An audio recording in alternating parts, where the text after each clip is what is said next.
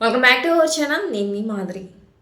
మనందరం అనుకుంటూ ఉంటాం, సమాజంలో మార్పు రావాలి, ఈ విధంగా రావాలి, ఇలా రావాలి, అలా రావాలి అని ప్రతి ఒక్కళ్ళం కూడా ఒక విషయం వచ్చినప్పుడు కలలుగంటూ ఉంటాము. ఇలా ఉంటే సమాజం బాగుంటుంది, మనుషులందరూ కూడా ఇలాగ ఆలోచిస్తే బాగుంటుంది అని చెప్పేసి అనుకుంటూ ఉంటాం. కానీ ఆ మార్పు మన దగ్గర నుంచే మొదలవ్వాలని మాత్రం ఎవరో ఆలోచించమన్నమాట.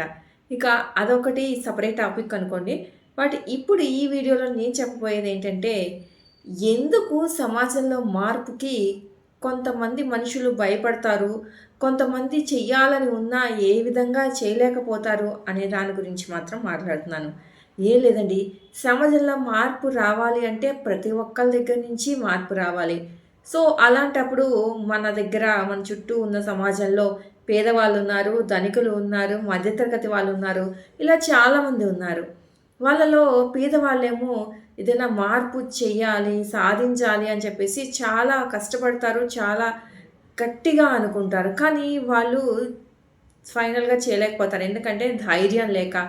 ఆ పేదవాళ్ళని ధనవంతులు అనేవాళ్ళు తొక్కేస్తూ ఉంటారు. ఏం చేయాలన్నా కానీ ఒక డబ్బు పవర్‌తో వాళ్ళని ఇంకా ఇంకా తొక్కేస్తారే గానీ వాళ్ళ పాయింట్‌ని పైకి రానివ్వకుండా చేస్తూ ఉంటారు కాబట్టి ఇక వాళ్ళకి ఇలాంటి అందరి పెద్దవాళ్ళతోనూ ప్రతి చోటను కూడా ఎదిరించే ధైర్యం లేక చాలా వరకు అనమాట ఆగిపోతూ ఉంటారు. ఇక మధ్య తరగతి వాళ్ళని చూస్తే వాళ్ళకి కూడా సమాజంలో మార్పు రావాలి, చాలా విషయాల్లో మార్పు రావాలనే కోరికైతే ఉంటది. కానీ వాళ్ళకి సమయం ఉండదనమాట. అంటే మధ్య తరగతి వాడి కష్టాలు ఎలా ఉంటాయంటే, అరే!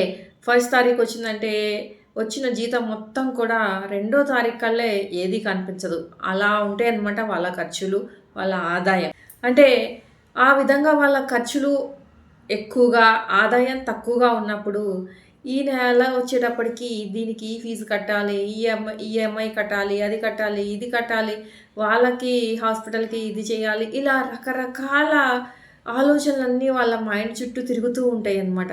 ఇంకా మార్పు చేద్దాము అని అన్నా కానీ, నా చుట్టూ ఇన్ని లొసుగులున్నాయి. ముందల ఇవన్నీ సర్ది పెట్టుకున్నాక, నేను వాటి గురించి ఆలోచించొచ్చు అని చెప్పేసి అనుకునే లోపల సమయం కాస్త వాళ్ళకి ఉండదనమాట అసలు. కాబట్టి ఆ విధంగా మధ్యతరగతి వాడు మార్పులో సహకరించలేకపోతున్నాడు సమాజానికి. ఇక ధనవంతుడు. ఈళ్ళు అతి పెద్ద సమాజంలో మార్పుకి ట్రై చేయగలిగిన వాళ్ళనమాట. ఎందుకంటే వాళ్ళకి పలుకుబడి ఉంటది, ధనం ఉంటది, ఏదంటే అది చేయగలిగే సత్తా ఉంటది. కానీ వాళ్ళకి అవసరం లేదు. వాళ్ళకేంటి మార్పు వస్తే ఏంటి, రాకపోతే ఏంటి, ఇంకా చెప్పాలంటే మార్పు మార్పు రాకుండా ఉన్నప్పుడే వాళ్ళ పనులన్నీ గూడా చాలా వరకు అయిపోతూ ఉంటాయి. కాబట్టి మీరందరూ అనుకోవచ్చు నేను ఇలా మాట్లాడుతున్నాను కానీ ధనవంతులకి నేనేమైనా యాంటీనా అని చెప్పేసి. అలా ఏం కాదండి. బట్ కాకపోతే రియాలిటీగా మనం మాట్లాడదాము అని అనుకుంటే నిజంగా సమాజంలో జరిగేది ఇది మాత్రమే. నిజాయితీగా మనం మాట్లాడుకుంటే. డబ్బున్నోడిదే రాజ్యం.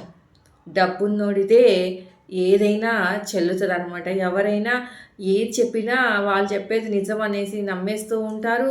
వాళ్ళు నిజాన్ని అబద్ధాన్ని చేయగలరు, అబద్ధాన్ని నిజం చేయగలరు. రకరకాలుగా తిమ్మిని బమ్మించేసి ఏదైనా కానీ వాళ్ళు అనుకున్నది సాధించగలిగే సత్తా వాళ్ళకి ఉంటదనమాట. అలా అని చెప్పేసి నిరుపేదకి, మధ్యతరగతి వాడికి చెయ్యలేదా వాడు సత్తా లేదా అంటే చేయగలుగుతారు. వాళ్ళెప్పుడు వాళ్ళ విషయంలో బాగా కష్టపడి చదివి సాధించాలనుకుంటే ఖచ్చితంగా చేసి తీరుతారు. కానీ సమాజంలో పెద్ద పెద్ద మార్పుకి చేయాలి అంటే అదివరకు రోజుల్లో చాలామంది చేశారు. మనం చాలా ఎగ్జాంపుల్స్ వాళ్ళనే తీసుకొని మనము ముందుకు సాగాము. బట్ కానీ ఇప్పుడున్న రోజుల్లో కోకొల్లలనమాట. వేళ్ళ మీద లెక్క పెట్టొచ్చు అలాంటి వాళ్ళని అని మాత్రమే చెప్తున్నాను అంతే. ఎక్కడా లేరని మాత్రం కాదు. ఉన్నారు కొంతమంది ఇంకా. బట్ కానీ ఎక్కువ మంది లేరనమాట. అలాంటి ఎక్కువ మంది ఉన్నప్పుడు మాత్రమే సమాజంలో మార్పు అనేది తీసుకురావడానికి సాధ్యపడుతదనమాట. అర్థమైంది కదా! ఇన్ని ప్రాబ్లమ్స్ ఉండడం వల్లనే సమాజంలో ఏదో మార్పు రావాలి, నిజాయితీ నిలబడాలి, నిరంకుశత్వము పోవాలి, ఇలా రకరకాల సమానత్వం ఉండాలి, ఇలా రకరకాలుగా ఇన్ని రకాలుగా మనము కృషి చేద్దాము అవన్నీ రావడానికని ట్రై చేసినా మళ్ళా కొంచెం దూరం ఎక్కి అక్కడి నుంచి మళ్ళీ కిందకి జారి పడిపోవడానికి మెయిన్ రీజన్స్ ఇవే అనమాట.